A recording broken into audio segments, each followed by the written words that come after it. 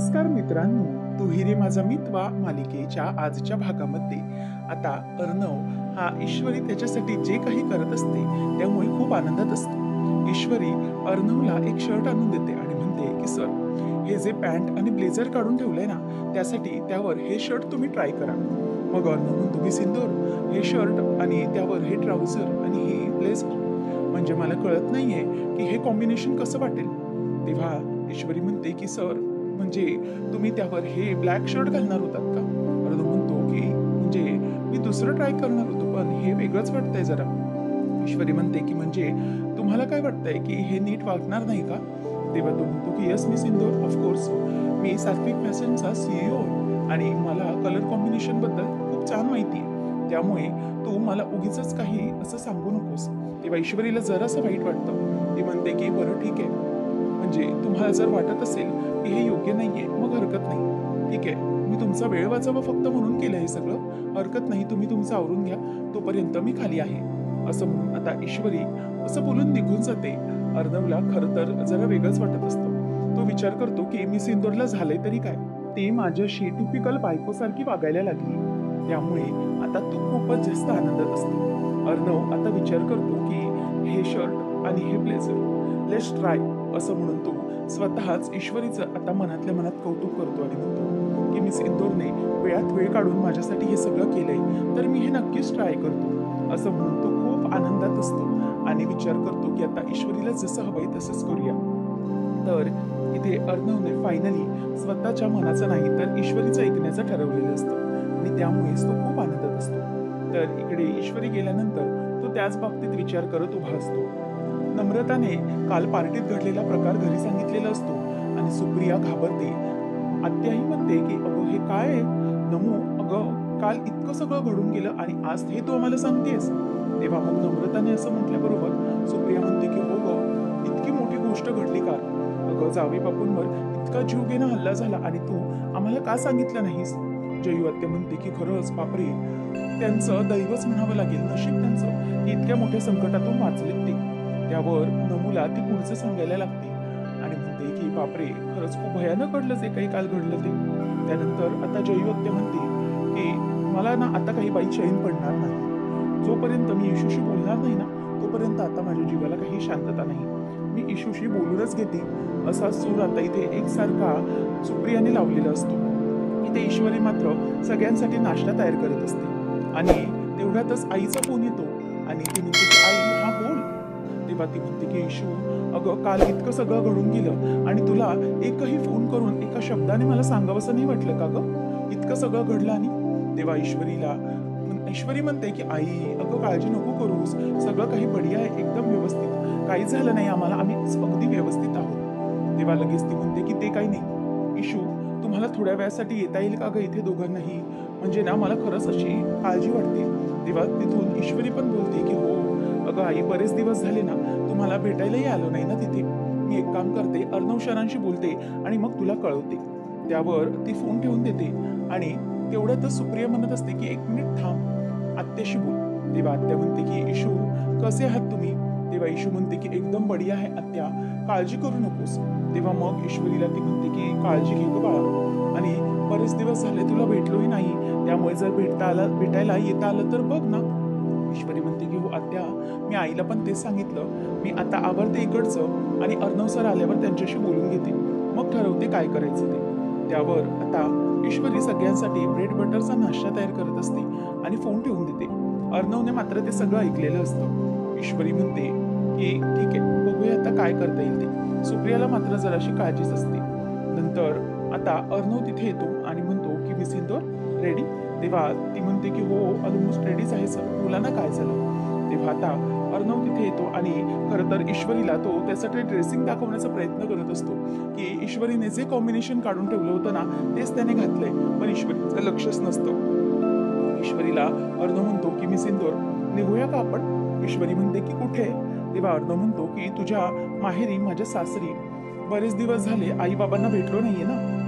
तेव्हा ईश्वरी म्हणते की सर खरं सांगा, तुम्ही आता फोनवर माझं बोलणं ऐकलत ना, बरोबर की नाही. तेव्हा अर्णव म्हणतो की मिस इंदोर मग आता काय करू, मी कान बंद करून घ्यायचे होते का.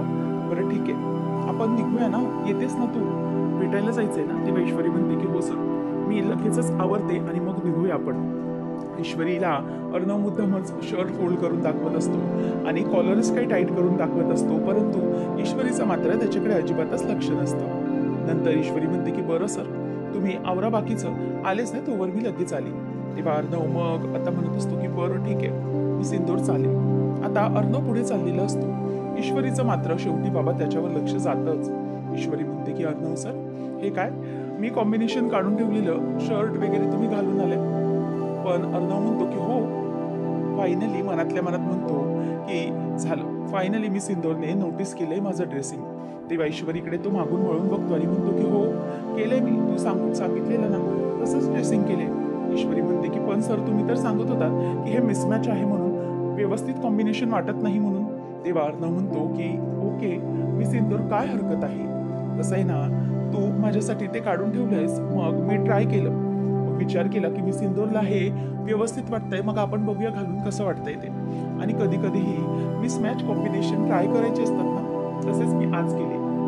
हा लोकांसाठी चर्चेचा विषय बनेल खरं, परंतु मला ट्राय करायचं होतं. एक कॉम्बिनेशन वेगवेगळे पण किती छान वाटेल, म्हणजेच आईस्क्रीम आणि मँगो. आता ईश्वरीला तिचंच वाक्य आठवतं. ऑफिसमध्ये असताना ईश्वरीने अर्णवला सांगितलेलं असतं की आईस्क्रीम आणि त्यामध्ये असे छोटे छोटे तुकडे गेलेले मँगो, खरंच खूप छान वाटतं ते कॉम्बिनेशन. त्याचप्रमाणे तो मँगो आईस्क्रीमचं कॉम्बिनेशन सांगतो, नंतर सांगतो की हे कॉम्बिनेशन बढिया आहे ना. आणि त्यानंतर मिस इंदोर आणि भडकूचंद हे कॉम्बिनेशन, कधी कधी वेगवेगळ्या गोष्टी एकत्र येतात तेव्हा ते परफेक्ट कॉम्बिनेशन बनतं ना, तसंच असं तो मुद्दामच स्वतःचंही उदाहरण देतो. त्यामुळे ईश्वरी गालातल्या गालात त्याच्याकडे हसतच बघते. तेव्हा मग ईश्वरी हसत असते. अर्णव म्हणतो की मिस इंदोर सर, मी कारजवळ तुझी वाट पाहतोय, and don't keep me waiting. हा, मला आवडत नाही, नाहीतर माझ्यातला भडकूचंद जागा होईल. ईश्वरी आता हसायला लागते आणि येतेच असं म्हणते. अर्णव आता निघून जातो. ईश्वरीला मात्र त्याच्या त्या बोलण्यामुळे आता हसायला येत असतं. नंतर सगळेजण ब्रेकफास्ट करण्यासाठी बसलेले असतात. अंजली म्हणत असते की हे काय झालं, आज अजूनही इतका वेळ झाला, अर्णव आणि ईश्वरी खाली कसे आले नाहीयेत? तेव्हा मग वल्लरी म्हणते की हो, मलाही कळत नाहीये. मग तेवढ्यात आकाश म्हणतो की बरं, मी जाऊ का बोलवायला त्यांना? तेव्हा वल्लरी म्हणते की बस खाली, घरातल्या घरात बोलवायला जाण्याची काय गरज आहे, बस येतील ते त्यांचे त्यांचे. तेव्हा मग राकेश म्हणतो की हो, ऍक्च्युली काय झालं ना, काल त्यांच्यावर तो बहुतेक हल्ला झाला, त्यामुळे दोघेही जरा डिस्टर्ब असतील, घाबरले वगैरे असतील कदाचित, म्हणूनच ते त्यांच्या रूममध्येच बसले असतील, असं राकेश बोलत असतो. मुद्दाम मामाकडे बघून त्याला टोमणा मारत असतो. तेव्हा अंजली म्हणते की हो, खरं तर असं असू पण शकतं, कारण काल जे काही घडलं नाही त्यामुळे ते जरासे डिस्टर्ब असू शकतात. त्याबरोबर आता मामा हा म्हणत असतो की नक्की काय करायचं आता, मनातल्या मनातच त्याच्या मनात विचार सुरू असतो. तर राकेश मात्र आनंदात असतो की असंच पाहिजे, मला कायम माझ्या नावाची दहशत राहिली पाहिजे, असं म्हणून तो मनातल्या मनात आता तिथे चहा पीत पीत खुश राहिलेला असतो. त्याबरोबर मामा आता अंजलीला म्हणत असतो की अंजली, अगं काहीच हरकत नाहीये, ते दोघं जणही त्यांना जेव्हा यायचं असेल खाली तेव्हा येतील. दोघं जण कदाचित एकत्र टाइम स्पेंड करत असतील असंही असू शकतं. अगं नवीन जोडपं आहे ती, त्यामुळे त्यांना जेव्हा वाटेल तसं ते एकत्र येतील, काहीच हरकत नाही. तेव्हा आकाश म्हणतो की येस डॅड, मला पण असंच वाटतंय की ते दोघंही एकमेकांबरोबर वेळ घालवत असतील, तर ठीक आहे, आपण त्यांना उगाच जाऊन कशाला डिस्टर्ब करायचं ना, न्यूलीवेड कपल आहे ते, तर मग आपण ते येतील तेव्हा बघूया, असं म्हणून आकाश म्हणतो की चला आता आपण ब्रेकफास्ट करूया, ते येतील तेव्हा खातील. नंतर मग हे सगळं होत असताना राकेशला राग येत असतो, कारण की राकेश वेगळाच विचार करत असतो, तर मामाने वेगळंच काहीतरी सांगितल्यामुळे राकेशलाही आता वेगळंच वाटत असतं. राकेश म्हणतो की ते काही पण असो, मनातल्या मनात तो म्हणतो की त्या दोघांनाही भीती वाटते कालच्या प्रकरणामुळे, पण खरंच बरं झालं, म्हणजे मला जे काही वाटत होतं तेच खरं होणार आहे. अर्णव आणि ईश्वरी दोघंजणही आता आलेले असतात ईश्वरीच्या घरी, म्हणजेच निवाऱ्या जाईल. तेव्हा आता अर्णव ईश्वरी समोर उभे असताना सुप्रिया त्यांची दृष्ट काढत असते, आणि दृष्ट काढत असताना खरं तर ईश्वरीला हे पाहून आणि अर्णवलाही हे पाहून खूप आनंद होत असतो. आता सुप्रिया त्यांची अगदी व्यवस्थितपणे दृष्ट काढून घेते आणि मग अर्णवकडे ईश्वरी बघतच राहते आणि म्हणते की हो, म्हणजे मला काल अर्णव सरांवर हल्ला झाला तेव्हा का नाही सुचलं हे सगळं, म्हणजे अर्णव सरांची दृष्ट काढायची. तेव्हा आता ईश्वरी म्हणते की अगं आई, मला ना काल हे सुचलंच नाही, म्हणजे काल अर्णव सरांवर असा हल्ला झाला तर मला खरं तर काल त्यांची दृष्ट काढायला हवी होती, पण मला ना काल हे सुचलंच नाही. तेव्हा आता सुप्रिया म्हणते की इशू, बरं ठीक आहे, पुढच्या वेळेला ना मी तुला ना फोन करून ना आठवण करून देत जाईल की ग बाई, तुझ्या नवऱ्याची दृष्ट काढ, आमच्या जावे बापूंची दृष्ट काढ बरं का, असं फोन करून आठवण करेल. तेव्हा सगळेजण हसायला लागतात. ईश्वरी पण त्यावर आता हसायला लागते. अर्णव ईश्वरीकडे बघतच राहतो की ईश्वरीला माझ्याबद्दल इतकं काही वाटायला सुरुवात झाली. नंतर मग नमू म्हणते की या या आतमध्ये या दोघांनी. तर दोघंजणही आतमध्ये येत असतात. ईश्वरीला खाली बसायला आत्या सांगते आणि सुप्रिया तिथून निघून जाते. जेवी आत्या म्हणते की दोघंजण या, अगदी निवांत बसा, अगदी आपलंच घर असल्यासारखं समजा, बसा असं म्हणून ती त्यांना बसायला सांगते. आणि नमू आणि आत्या देखील बाजूला जरा निघून जातात. त्यानंतर मग आता दोघंही बसलेले असतात. त्यांना असं एकत्र पाहून आता सुप्रियाला देखील बरं वाटत असतं आणि जयूला देखील, कारण राकेशचं खरं रूप त्यांना समजलेलं असतं. ईश्वरी म्हणते की अर्णव सर, खरंच मला खूप बरं वाटलं, आज कित्येक दिवसानंतर आपण इथे आलो ना. तेव्हा मग तो म्हणतो की बरं मी सिंधू, मला सांग की बाबा कुठे आहेत. तेव्हा ती म्हणते की आतमध्ये खोलीमध्ये. तेव्हा अर्णव म्हणतो की बरं ठीक आहे, मी त्यांना भेटून येतो. असं म्हणून आता अर्णव हा तिथून निघून जातो. आता ईश्वरीला खरंच त्याचं खूप कौतुक वाटत असतं. अर्णव अगदी आनंदाने सगळं त्यांचं करत असतो. अर्णव तिथून निघून जातो आणि तेवढ्यातच सुप्रिया येते. सुप्रिया आल्याबरोबर लगेचच ईश्वरी आई असं म्हणून तिला प्रेमाने बिलकते आणि मिठी मारते. नंतर मग ती म्हणते की अगं अर्णव कुठे गेले. मग ईश्वरी सांगते की बाबांना भेटायला गेले ते. मग त्यानंतर ईश्वरीला ती म्हणते की बरं तू बस, पाणी पिऊन घे. त्यानंतर मग आता ईश्वरी ही आईला खरंच खूप खरं तर मिस करत असते, म्हणून ती आईला परत एकदा मिठी मारते आणि नमू देखील ते बघत असते. त्याबरोबर आता सुप्रिया तिला सांगते की जा गं, जरा अर्णव सरांना पाणी देऊन ये. तेव्हा ईश्वरी विचार करत असते आणि दोघी जणीच बसलेली असतात मायलेकी. ईश्वरी म्हणते की आई, मला जरा तू सांगतेस का एक गोष्ट. तेव्हा सुप्रिया म्हणते की काय गं, कोणती गोष्ट. तेव्हा आता तिला ईश्वरी विचारते की मला जरा सांग, तुला बाबांच्या ज्या काही आवडीनिवडी आहेत किंवा बाबांच्या सवयी त्या कशा समजायला लागल्या. तेव्हा ती म्हणते की कशा म्हणजे ईश्वरी म्हणते की तुमचं लग्न झालं त्यानंतर तुला कधी त्यांच्या अशा आवडीनिवडी वगैरे, म्हणजे त्यांना काय आवडतं काय नाही हे कसं समजायला लागलं. तेव्हा ती म्हणते की अगं ईशू बाळा, कसं आहे ना, असं समजायला वेळ लागत नाही. कसं आहे ना, ते सवयीतून होत राहतं. आपली एकमेकांची जी सवय असते किंवा एकमेकांसोबतचा जो सहवास असतो ना, त्या सहवासातूनच आपल्या आपच या गोष्टी आपल्याला समजत जातात. म्हणजेच कसं आहे ना, आपण सोबत राहतो, त्या व्यक्तीला आपल्या काय आवडतं काय नाही हे आपण अगदी अचूक आपल्या नकळतही ओळखायला लागतो. आपल्याला समजत नाही की त्या व्यक्तीबद्दल आपल्याला कसं समजायला लागलं इतकं. अशा गोष्टी सहजतेने घडत असतात. मग आपण आपल्या नवऱ्यासाठी त्या गोष्टी करत जातो अगदी आवडीने आणि त्यांनाही ते आवडतं बरं का. आणि इशू, तुला सांगायचं झालं तर प्रत्येक वेळेला असं वाटत असतं ना नात्यात की न बोलताही समोरच्याला आपल्या मनातलं कळायला हवं, म्हणजेच आपल्या आवडत्या व्यक्तीला आपल्या मनातलं कळायला हवं. त्यामुळे असं त्यांना वाटत असतं. तेव्हा इशूला ती विचारते की मला सांग, आज माझ्या इशूला हा प्रश्न का बरं पडलाय. ईश्वरी म्हणते की नाही ग आई, अगं असंच मी विचारलं.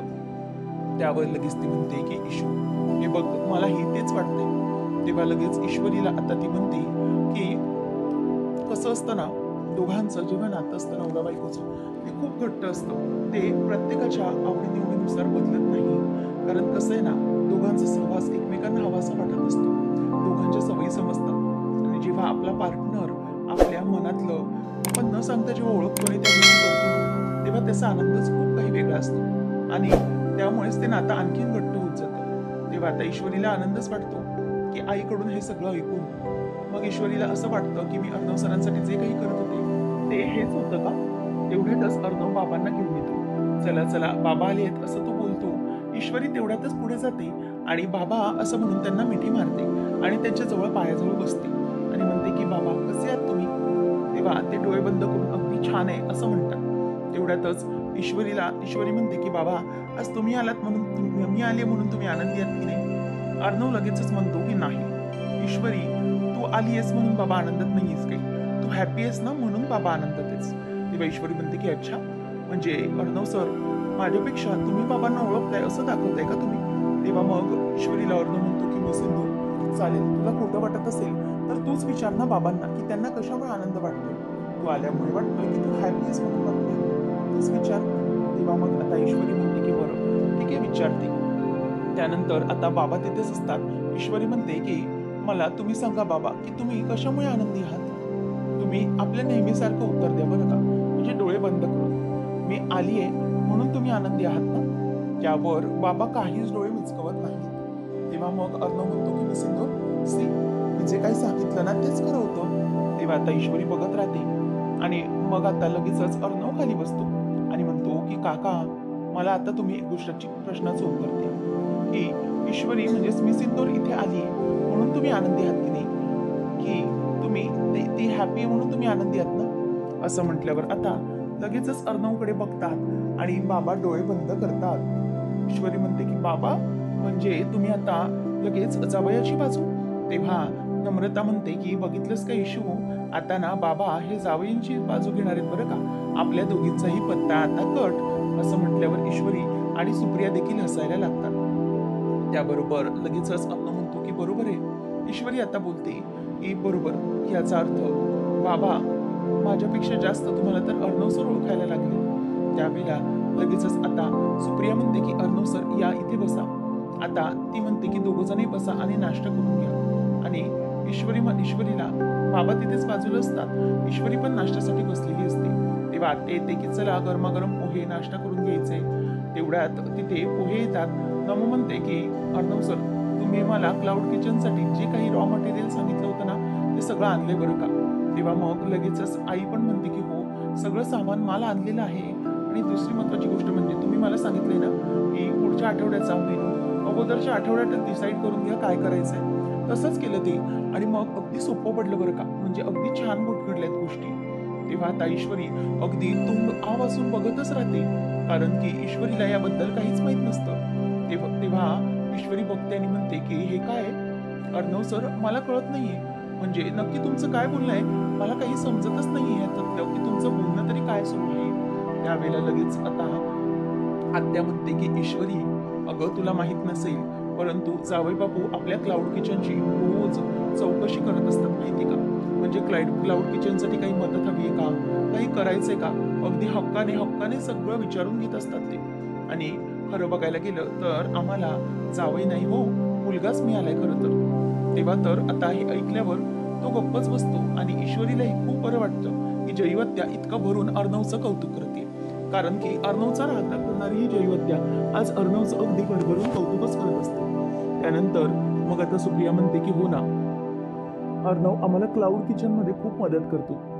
नवीन ज्या काही आयडियाज असतात त्या आम्हाला सांगतो, त्या आम्ही बघतोही आणि खरंच त्या खूप आम्हाला कामी येतात. म्हणजे खूप बरं वाटतं. काही मटेरियल हवंय का, काही मदत हवी का, सगळं अगदी नेहमीच आम्हाला त्याचं विचारणं असतं. त्यावेळेला लगेच ती म्हणते की आम्हाला खूप आधार वाटतो यांचा, मुलगाच आहे आमचा हा. तेव्हा मग आता लगेचच तो म्हणतो की अहो काकू असं काय करताय तुम्ही, तुम्हाला कळतंय का मी परका आहे का कुणी, मी मुलगा आहे म्हणून म्हणालात ना, मग मुलगा तर एवढं करू शकतो की नाही. तेव्हा मग ईश्वरी ही त्याच्याकडे बघतच राहते. ती म्हणते की अर्णव सर खरंच. तेवढ्यातच आता सुप्रिया त्याला म्हणते की हे घे चला पोहे खाऊन घ्या. आणि आत्या म्हणते की येशू तू पण बस हे पोहे खायला. आता त्या दोघांनी ते पोहे खायला देते आणि नंतर आत्या म्हणत असते की खरं तर मला हे समजायला फार उशीर झाला पण ठीक आहे. तेवढ्यात आत्या म्हणते की बरं ठीक आहे आपली उद्याची तयारी करायची ऑर्डरची, भली मोठी ऑर्डर आली हो की नाही इशू, चल मग. असं म्हणून आता सुप्रिया म्हणत असते की तुमचं चालू राहू द्या, आमचं काम आम्ही सुरू करतो. असं म्हणून ते दोघं जण आता जातात. ईश्वरी आणि अर्णव दोघंही असतात. आता अर्णव नाश्ता करत असतो. ईश्वरी त्याच्याकडे बघतच असते अगदी लक्ष देऊन. ती म्हणते की अर्णव सर कसे आहेत मला खरंच कळत नाहीये, म्हणजे एकदम वेगवेगळ्या प्रकारे त्यांचं रूप मला दिसते. कधी अगदी प्रेमात असतात तर कधी अगदी रागात असतात आणि त्यांचा रागातलं तो भडकूचन मी पाहिलेला आहे. आणि कधी इतके प्रेमळ किती जीव लावतात लोकांना. खरंच अर्णव सर तुम्ही नक्की कसे आहात, असं म्हणून ईश्वरी आता मनाला स्वतःच्या विचारत असते. तेवढ्यातच ईश्वरीला पोहे खाऊन झाल्यानंतर अर्णव म्हणतो मी सिंदूर चला आपल्याला निघायचंय, काय ना मला ऑफिसमध्ये पण जायचंय. तेव्हा आता ईश्वरी म्हणते की बरं ठीक आहे, त्यांचं आवरलेलं असतं. तेवढ्यातच आता दोघंही बाबांच्या आणि आईच्या पाया पडतात, नमस्कार करून दोघंही निघालेले असतात. कारण जयवत्या आणि सुप्रिया हे दोघं जणही कामामध्ये व्यस्त असतात. अर्णव हा ईश्वरीला म्हणतो की बरं ठीक आहे चला मी सिंदूर निघूया. तेव्हा आता बाबांना ती बाय अर्णव ईश्वरी बाहेर पडतात. अर्णव म्हणतो, मी सिंदूर, आता मी तुला घरी सोडतो आणि नंतर मी ऑफिसला जायला निघतो.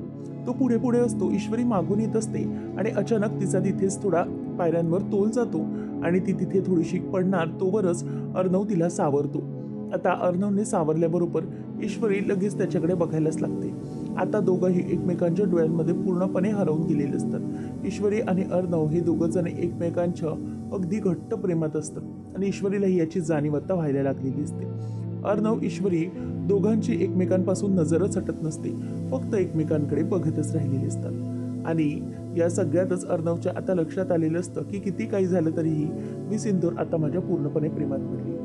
पुढच्या भागामध्ये आपण पाहणार आहोत, सुप्रिया म्हणत असते की खरंच आपल्या इशू आणि अर्णव एकमेकांना उत्तम साथ देत आहेत आणि अर्णवने आपल्या इशूला जे काही साथ दिली खरंच त्याचं खूप कौतुक करावं असं वाटतं. त्यावेळेला का कोण जाणे, परंतु ईश्वरीच्या आईला तिचा भूतकाळ आठवतो. ती म्हणते की माझ्याबरोबर जे काही घडलं ते माझ्या मुलीबरोबरच घडलं, म्हणजेच माझ्यासारखंच इशूचं झालं, परंतु इशू आत्ता अगदी व्यवस्थित आहे. आणि दुसरी गोष्ट म्हणजे की हे जे काही घडलं ना, जसे तुम्ही माझ्या बाजूला खंबीरपणे उभे होतात ना, तसेच अर्णव ईश्वरीच्या बाजूने खंबीरपणे उभा आहे. तेव्हा आता अर्णव निघत असताना म्हणतो की अगं माझा मोबाईल तर आतमध्येच राहिला. दोघं जणी आतमध्ये जात असतात. त्याच वेळेला आता सुप्रिया सांगत असते की तो काळा दिवस अजूनही मी विसरलेले नाहीये. मला नोकरीच्या निमित्ताने तिथे बोलवलं होतं आणि मी गेले पण होतो नोकरीसाठी तिकडे, परंतु अचानकच हे सगळं घडलं आणि माझ्याबरोबर त्या माणसाने काहीतरी चुकीचं केलं असावं आणि म्हणूनच मला हे सगळं सहन करावं लागलं. आणि त्यानंतर ती रात्र आणि ती सगळं मी अजिबात माणूस मी अजिबात विसरू शकत नाही. त्या माणसामुळे माझ्या आयुष्याची पूर्ण वाट लागली होती. तुम्ही नसतात आलात तर काय झालं असतं काय माहिती. त्यानंतर हे सगळं झाल्यावर तिथून अर्णवने सगळं ऐकून घेतलेलं असतं. आता अर्णव आणि ईश्वरी दोघं जणही हाक मारतात की आई हे काय नक्की. आता त्यांच्याबद्दलचं एक वेगळं सत्य या दोघांनाही कळलेलं असतं आणि अर्णवलाही आता धक्का बसलेला असतो की सुप्रिया नक्की कोणाबद्दल सांगते. आता नेमकं ईश्वरीला आणि अर्णवला आईचं हे सत्य समजेल का, हे पाहणं रंजक ठरणार आहे. असेच अपडेट जाणून घेण्यासाठी आजच आपल्या चॅनलला सबस्क्राईब नक्कीच करा. धन्यवाद.